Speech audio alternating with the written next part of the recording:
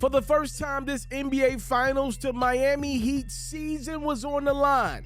The Denver Nuggets had history on their minds. NBA Finals Game 5, Nuggets got a chance to win it all on their home court. And they looked like they would do just that in the first quarter after two mammoth dunks from Jamal Murray and old Uncle Jeff Green. Miami Heat coach Eric Spoelstra's got to call a quick timeout. Following the timeout, though, Spo would get the troops right. Bam Adebayo with the mid-range jump shot. And then how about that first step from Adebayo? That deuce counts plus the foul. Bam had 20 points and 12 rebounds. Could he get some help, though? Caleb Martin, a strong deuce. And then how about Bam? Crashing the boards, looking. Finally finds Duncan Robinson inside. Just like that, Miami's got a double-digit lead. But here comes Denver, number 1 seed out west for a reason. It's Bruce Brown with the throwdown. What can Brown do for you? Well, he can get out in transition and get you an easy deuce. And then how about Nikola Jokic with the score?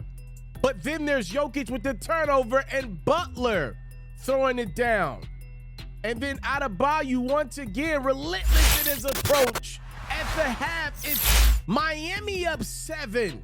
Could they keep their season alive and force to Game 6? The dynamic duo's got something to say about that. It's Jokic inside and then Jamal Murray outside.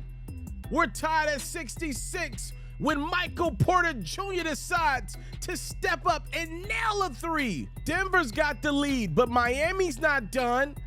Heat looking for offense. They call on old reliable, and it's Lowry with a deep three-pointer. Kyle had 4 big threes in this one. Other end we go.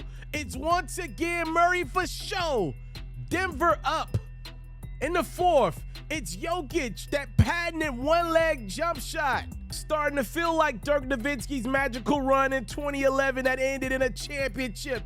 It's Jokic one more time, showing you the grind. He had 28 points and 16 rebounds. Butler and the Heat got a little fight left in him. Jimmy struggled throughout this one, but heated up late. No pun intended. He nails the 3, and then the refs call a foul as Butler's trying to get an impossible look up. Denver would challenge the call, but the call on the floor would stand. Butler nails 3 free throws, and with this jump shot, Miami goes on an 8-0 run to take the 1-point lead. 2:25 to go. It's once again that really big guy in white. Denver goes up 1. Miami will respond, and then here comes another response from Denver. Bruce Brown putting the Nuggets up by 1. After some KCP free throws, Miami now trails by 3. Under 20 seconds to go, they go to their guy, and Butler is no good from beyond the arc. He really struggled to find his way most of this game. Just 5 of 18 from the field. Seconds later, Heat in real desperation mode, down 5. And unfortunately for Miami, their magical tank ran out of gas, which means Serbia's baby boy leads the Denver Nuggets to their first ever NBA championship. They dominated the regular season, still got no respect. They dominated the first round of the playoffs, still got no respect. Went through the second round unscathed. Third round, they swept. And in the NBA Finals, the Nuggets show why they are the NBA's best. Your 2023 NBA champions. And obviously the Finals MVP is none other than Nikola Jokic. It's been a great 2022-23 NBA season. Man, I can't believe it is finally over. If you enjoy games from your boy this year, how I cover the NBA, make sure you put yourself in a position to enjoy my off-season coverage, draft coverage, free agency coverage, right up into next season when your boy will be back next year with more of your favorite highlights. Make sure you subscribe to the platform. Please enjoy the rest of the video as we break down the 2022-23 NBA champion Denver Nuggets and their win over Miami. Murray falling away. Rebound, Brown banks it home. Bruce Brown puts the Nuggets back up by 1. Gordon guards him. Duncan Robinson looking for it. Caldwell Pope pokes it away. Butler hoists up a 3. Off the mark. Brown the rebound. They've got a foul, and they do. With 14.3 remaining. You don't need a 3. Once again, congratulations to the Denver Nuggets. your 2023 NBA champions. Look, oftentimes we leave seasons with question marks. We play the if game. If he were healthy, if they would have had a little more time, if not for this, if not for that. I always appreciate the seasons where a team is so dominant, they pretty much leave no doubt in your mind.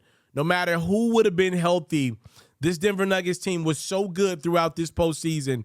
To me, I don't care who you thought could have changed things. Honestly, at best, you're talking about a 6 or 7 game series with this Nugget squad. I still don't think they lose. I don't care what adjustments you make. If who were healthy, I don't care. This was the NBA's best team. And to be honest with you, this postseason, for the most part, it wasn't really close. They dominated the NBA playoffs, and they deserve to have their name stitched in history. For me, I want to talk about the game, but I do want to talk about some historical things because y'all know I love this stuff. Nikola Jokic obviously enters next season as the best player in the world. It's him number 1, Giannis number 2, and maybe we go Embiid 3. I don't even know about that one, but I know I got it 1, 2. We got all summer to talk about that. Jokic is the best in the world. Jamal Murray, I want to talk about him for a second because he was fantastic. I think I told one of my partners throughout this game, I was like, yo, Jamal Murray had a better series, and I don't want to just harp on Klay Thompson, but Klay Thompson never had to be what Jamal Murray had to be for Denver in this series. Klay was never that for the Golden State Warriors, never had to be that. Yo, Jamal Murray was picking up Jimmy Butler. Now, it felt like Jimmy had some other things going on, but nevertheless, Jamal Murray had no problems on switches of doing what all he could to guard Jimmy Butler, and he was Denver's second playmaker. Now, Jokic obviously was number 1, but Jamal was clearly number 2.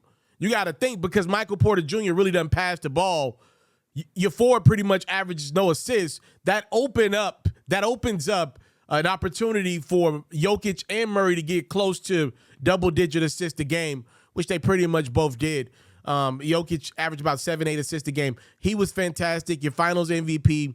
Look, this Denver Nuggets machine started the moment he became one of the 3-4 best players in the world. For Nikola, it's simple. Yo, I didn't have my guys the last 2 years. Jamal Murray tore his ACL right before my 2021 run. I believe I got over my demons then, but I didn't have my guy to prove it. My guy got hurt. I had to go into the playoffs. I lost to Phoenix. They hit me on the chin. The following year, the Warriors did the same thing. I'm telling y'all, I've been got over them demons, but I just didn't have my guys. And for Nikola, to me, his place in history, undeniable right now. Top 30 player easily all time. You stack up now 2 regular season MVPs and 1 finals MVP. And to me, he's going to be back atop the conversation for regular season MVP again next year, because now everybody's going to look and say, I don't feel bad about voting for this guy. He's the best player in the world.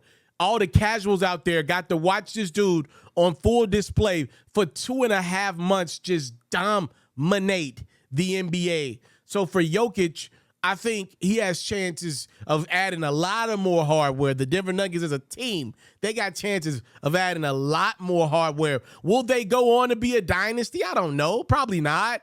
But everything's built right there. The nucleus is set. They kind of got a little bit of luck there with Michael Porter Jr., who is a great talent. We'll see how he ends up as a player, but he's a great talent, and they got him a little lower on the dollar than he could have been because of some of the injury concerns, and where they were able to re-sign him at. It worked out for both sides. So from that perspective, Aaron Gordon also another piece that they were able to steal in a trade with Orlando. That was a important piece to what they had going, and obviously KCP was as well. We'll see what happens with Bruce Brown. They might lose him, but congratulations to Denver. To just talk about this game in a nutshell, Denver wasn't good in this game. They would tell you that. They were not good in this game. They played hard, though, and they stayed in it. And for me, the difference in this game was watching Miami only lead by 7 at the half. I think I tweeted out, yo, Miami's in trouble. Denver missed 17 of their first 18 three-pointers at least, and you're only up 7?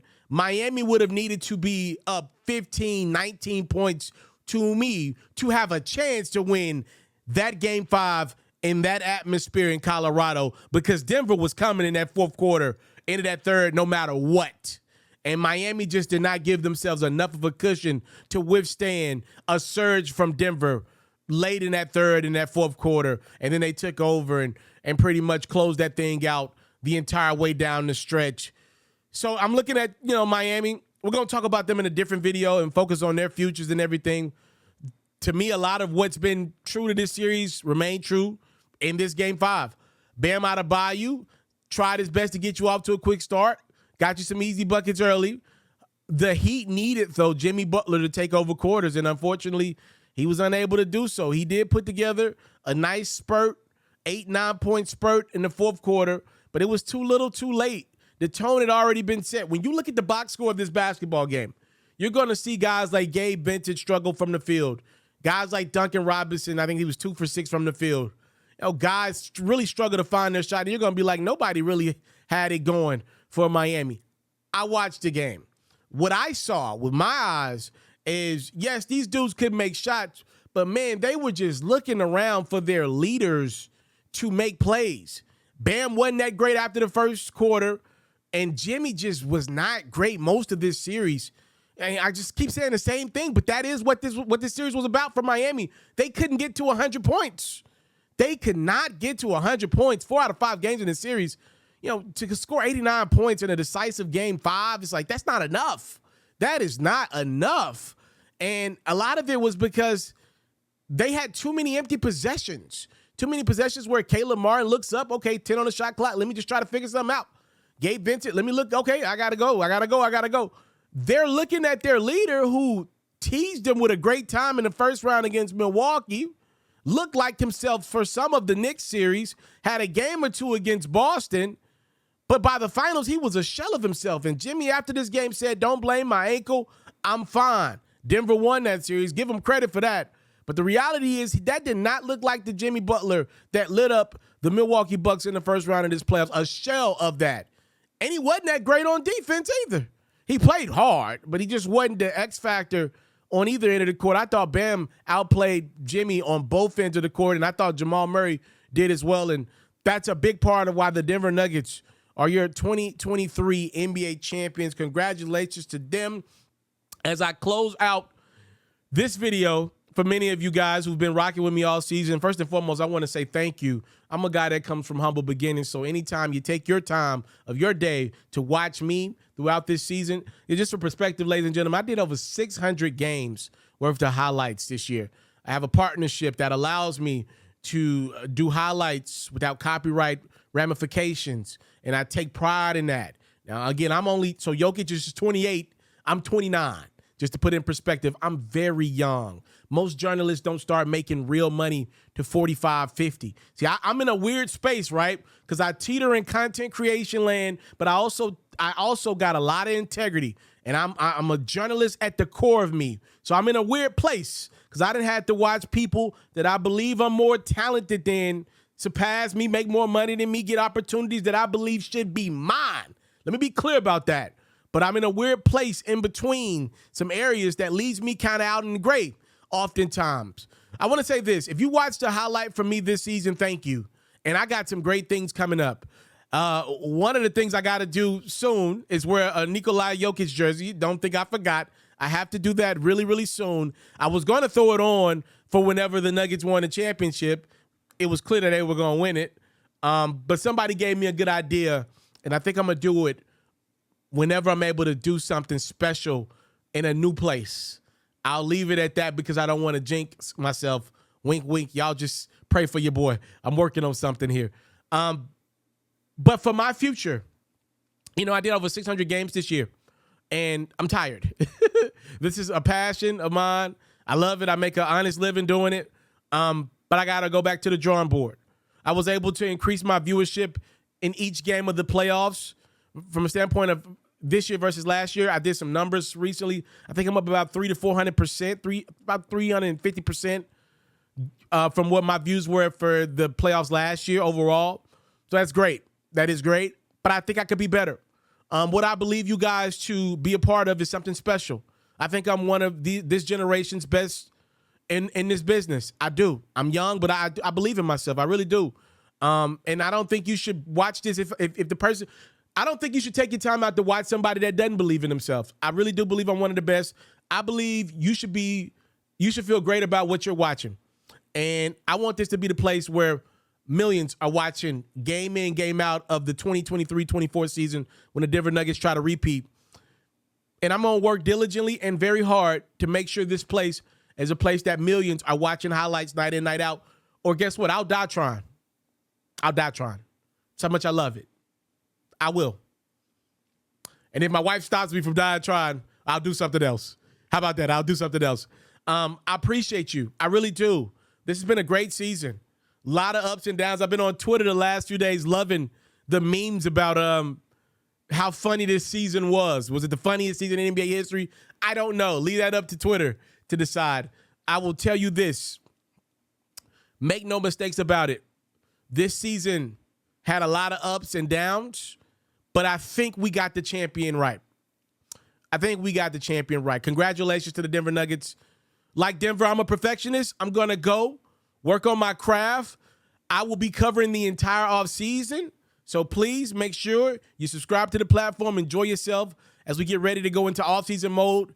See if the Nuggets are able to keep Bruce Brown. A lot of other moves. We'll make sure we got you covered there.